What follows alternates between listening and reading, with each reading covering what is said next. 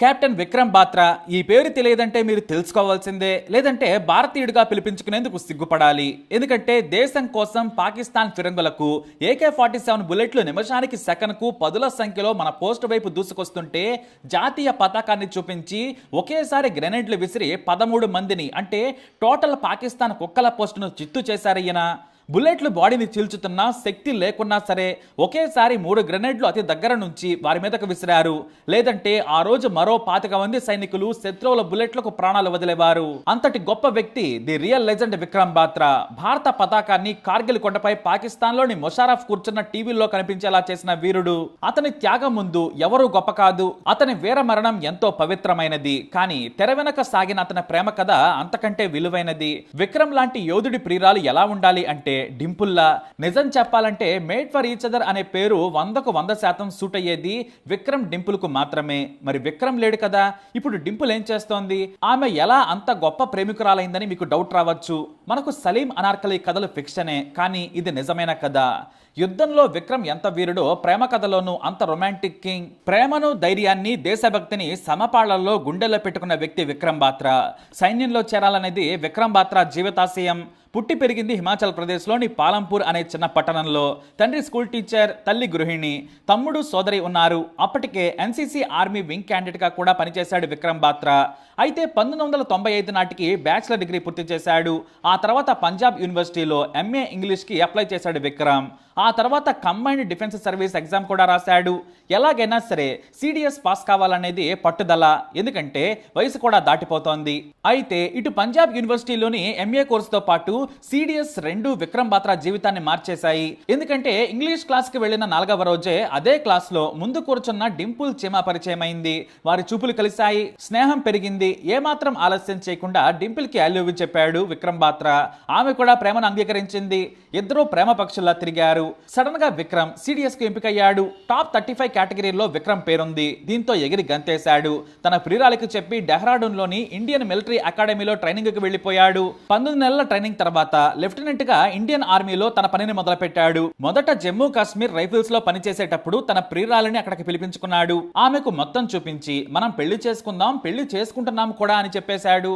మరోవైపు డింపుల్ ఇంట్లో పెళ్లి చూపులు చూడాలని బలవంతం చేస్తున్నారు. కానీ డింపుల్ మాత్రం నేను విక్రమ్ ను మాత్రమే పెళ్లి చేసుకుంటానని మొండికేసేసింది. ఇంట్లో చెప్పేసింది. ఇటు విక్రమ్ కి కూడా తన తండ్రి పెళ్లి సంబంధాలు ఉన్నాయని చెబుతుంటే తనకిప్పుడే వద్దని చెప్పేవాడు. సరే కనీసం నీ మనసుకు నచ్చిన వారుంటే చెప్పమంటే చెబుతానని చెప్పేవాడు విక్రమ్. చివరకు బలవంతం చేయడంతో డింపుల్ గురించి చెప్పాడు. వారంతా సరే నీ ఇష్టమన్నారు.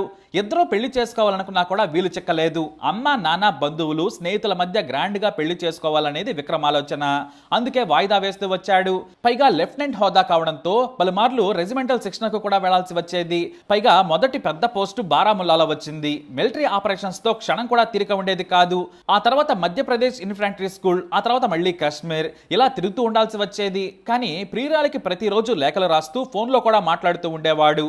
అయితే సడన్ గా ఓ రోజు తన బుల్లెట్ మీద వచ్చి డింపుల్ ఇంటి ముందు హార్న్ కొట్టాడు విక్రమ్ బాత్రా. అతన్ని చూసిన డింపుల్ తల్లి షాక్ అయిపోయింది.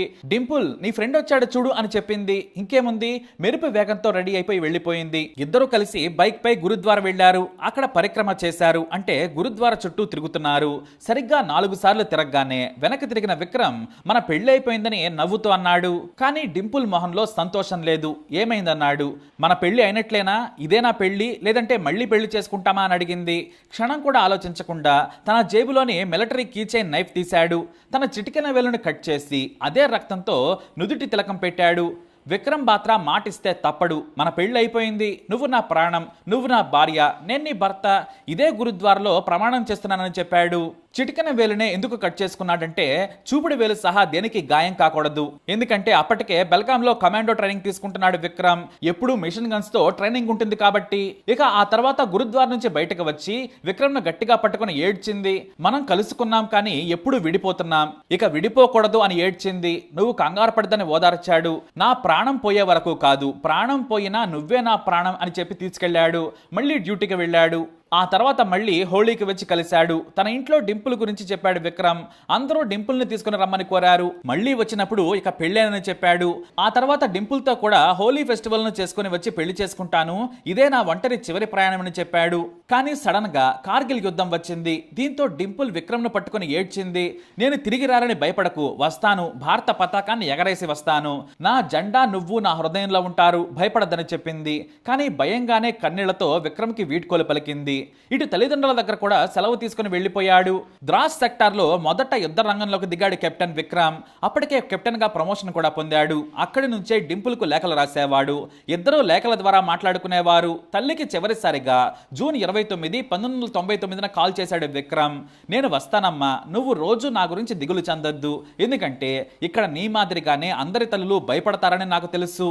కానీ నాకు ఒక టీం ఉందమ్మా, వారి తల్లులకు కూడా నేనే బాధ్యత తీసుకున్నాను, ఆ విషయం మరిచిపోవద్దని ధైర్యం చెప్పాడు. కానీ ఆ ఫోన్ కాల్ తర్వాత సరిగ్గా 8 రోజుల తర్వాత బాత్రా పాయింట్ నంబర్ 4875ను స్వాధీనం చేసుకున్న తర్వాత వీర మరణం పొందాడనే వార్త వారికి తెలిసింది. దేశం మొత్తం విక్రమ్ బాత్రా పోరాటం గురించి తెలుసుకుని కన్నీటి పర్యంతమయ్యారు. ప్రతి ఒక్క సైనికుడి మరణం భారతీయులను వేధించింది. విక్రమ్ బాత్రా మృతదేహం దగ్గర ఓ యువతి గుండె లవిసేలా రోధించింది. ఆ అమ్మాయి ఎవరో కాదు, డింపుల్. అప్పుడే మొదటిసారి డింపుల్ను చూశారు విక్రమ్ తల్లిదండ్రులు, కుటుంబ సభ్యులు. తిరిగి వస్తాడనుకున్న విక్రమ్ బాత్రా తిరిగి రాకపోవడంతో రోధించి అలసిపోయింది. అంతేకాదు, వెళ్ళేటప్పుడు విక్రమ్ చెప్పిన మాట ఆమె గుండెల్లో పాతుకుపోయింది. నేను చనిపోయినా నా ప్రాణం నీదే, నేను ఈ చేయిని వదలనని చెప్పాడు. అందుకే తన చున్నీ పట్టుకుని తిరిగిన విక్రమ్ చేసిన అల్లరి మాటలు, రక్తంతో పెట్టిన బొట్టు గుర్తుకు తెచ్చుకొని నా భర్త విక్రమే, ఇక జీవితంలో విక్రమ్ స్థానం మరొకరికి ఇవ్వనని పెళ్లి చేసుకోకుండా ఒంటరిగా ఉంటుంది డింపుల్. స్కూల్ టీచర్ గా పనిచేస్తూ విక్రమ్ భార్యగా ఆ జ్ఞాపకాలతో కాలం వెళ్లదీస్తుందామె. ఇది సినిమా కథలో ఉన్న గొప్ప ప్రేమ కథ. మీరు సీతారామం సినిమానే చూసుంటారు, కానీ ఇది నిజమైన అంతకు మించిన కథ. చనిపోయిన విక్రమ్ కు కేంద్రం పరమవీర చక్రతో సత్కరించింది. అయితే ఇంకో సంఘటన కూడా మనం తెలుసుకోవాలి. కొడుకు చనిపోయిన ఏడాది తర్వాత ప్రథమ వర్ధంతికి విక్రమ్ బాత్రా తండ్రి గిర్దీలాల్ బాత్రా భారత రక్షణ మంత్రిత్వ శాఖకు ఓ లేఖ రాశారు. నా కొడుకు జన్మ ఎంతో పవిత్రమైనది, దేశం కోసం ప్రాణాలిచ్చాడు. నా బిడ్డ చనిపోయిన ఆ పవిత్ర స్థలాన్ని ఒకసారి నా చేతులతో స్పృశించాలనుకుంటున్నాను. నాకు జీవితంలో మిగిలిన కోరిక ఒక్కటే, వీలైతేనే చూడనివ్వండి. రక్షణ పరంగా ఇబ్బందులు ఉంటే మాత్రం వద్దు. నా కోరిక తీరుస్తారనేది నా ఆశ. ఇట్లు పరమవీర చక్ర విక్రమ్ బాత్రా తండ్రి గిర్దీలాల్ బాత్రా అని రాశారు. ఆ లేఖ చదివిన అధికారికి ఒక్కసారిగా విక్రమ్ బాత్రా గుర్తొచ్చాడు. ఎందుకంటే తాను స్వయంగా కార్గిల్ వార్ పర్యవేక్షణ సమయంలో అతడిని ఒకసారి చూశాడు, కానీ పేరు తెలియదు. అతడు చనిపోయాకే ఆ గొప్పతనం తెలిసింది. ఇప్పుడు స్వయంగా అతని తండ్రి రాసిన లేఖ చదివి కన్నీళ్లు పెట్టుకున్నాడు. విక్రమ్ తల్లిదండ్రుల కోరిక తీర్చాలి, దేశం కోసం జీవితాన్ని తృణప్రాయంగా వదిలేసిన వీరుడిని కన్నా వారి కోరిక తీర్చాలనుకున్నాడు. ఇది మన బాధ్యత. ఒకవేళ ఖర్చు పెట్టలేమంటే చెప్పండి, నేను చూసుకుంటానని లెటర్ను సీనియర్లకు ఫార్వర్డ్ చేశారు ఆయన. దానిపై వారు సంతకం పెట్టే వరకు కూడా వెంటపడి ఏర్పాట్లు చేశారు. విక్రమ్ బాత్రా పేరెంట్స్ వస్తున్నారని పండుగల ఏర్పాట్లు చేశారు అధికారులు. రక్షణ మంత్రిత్వ శాఖ నుంచి ఆదేశాలు రావడంతో ఉన్నతాధికారులు కూడా ఉన్నారు. స్పెషల్ మెమెంటోను ఇచ్చారు. చివరగా ఓ యంగ్ ఆఫీసర్ విక్రమ్ బాత్రా తల్లిదండ్రులకు పూల బొకే ఇచ్చి వారి కాళ్ల మీద పడి నమస్కరించాడు. ఆ అధికారిని పైకి లేపాడు విక్రమ్ బాత్రా తండ్రి. ఆ కళ్ళ నిండా కన్నీరే. సార్, విక్రమ్ నా స్నేహితుడు, ఆ రోజు డ్యూటీలో నేను చనిపోవాలి. కానీ విక్రమ్ ఓ మాట అన్నాడు. అదేంటంటే, కొండ మీద 5గురం ఉన్నాం, శత్రువులు మనపైన ఉన్నారు, వారి పైనుంచి కాల్స్తుంటే మనం పోరాడలేకపోతున్నాం. 5గురిలో ఒకరు బుల్లెట్లకు ఎదురెళ్లి గ్రెనేడ్లు విసరాలి, అంటే ప్రాణత్యాగం చేయాలి. నేను డెత్ ఛార్జ్కి సిద్ధమయ్యాను, ఎందుకంటే నేను విక్రమ్ బాత్రా కంటే పెద్ద టీంని లీడ్ చేస్తున్నాను. విజయం నాకు ముఖ్యం. వెంటనే నేను విక్రమ్తో పాటు ఇతర సైనికులను కూడా అలర్ట్ చేసి గ్రెనేడ్లను పట్టుకున్నాను. విక్రమ్ నా దగ్గరకు వచ్చి, నీకు పిచ్చి పట్టిందా, నీకు భార్యా పిల్లలున్నారు, నేను గ్రెనేడ్లు విసిరేందుకు ముందుకెళ్తాను, మన సోల్జర్ గాయంతో ఉన్నాడు, అతన్ని కూడా కాపాడాలి, నన్ను కవర్ చేయండి అని చెప్పాడు.